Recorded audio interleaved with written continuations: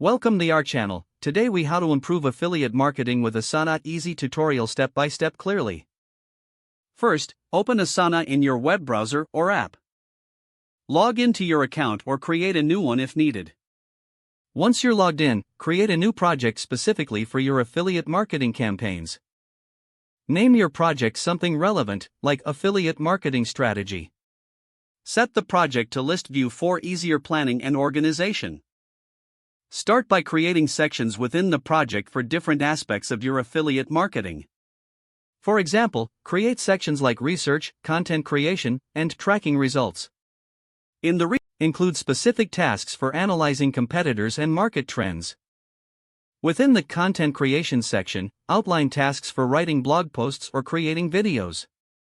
Assign deadlines for each task to keep your content schedule on track. Do not forget to categorize your tasks using tags for better visibility. Use Asana's priority feature to rank your tasks based on urgency.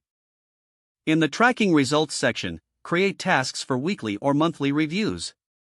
Set up subtasks to evaluate key performance metrics for your campaigns. Utilize the comments section on each task to jot down ideas or feedback. You can also attach relevant files or links directly to each task for easy access. Make use of Asana's calendar view to visualize your deadlines. Integrate Asana with Google Analytics to track the performance of your affiliate links. Consider adding team members who can collaborate on various tasks or sections. Regularly update your tasks as you complete them to maintain progress visibility. Use the reporting feature in Asana to assess your overall project status. Continuously refine your workflow based on the insights gathered from your projects. By following these steps, you'll enhance your affiliate marketing efforts using Asana effectively.